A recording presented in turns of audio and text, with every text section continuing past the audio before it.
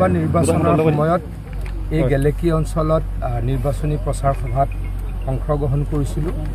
এই অঞ্চলৰ যথেষ্ট ৰাইজে মোক এটা তেখেতলোকৰ বহুদিনীয়া সমস্যাৰ কথা কৈছিলে। এই গেলেকী অঞ্চলত দৈখনা, ডেন্সি আৰু বৰহুলা নামৰ তিনিখন নদী আছিলে।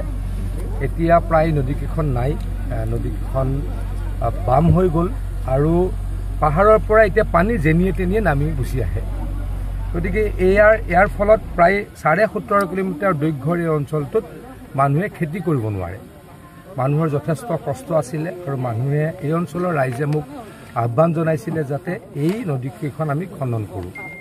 মই তেখেতলোকক প্ৰতিশ্ৰুতি দিছিলোঁ যে পৰৱৰ্তী সময়ত এই নদীকেইখন খনন কৰিবলৈকে আমি চেষ্টা কৰিম।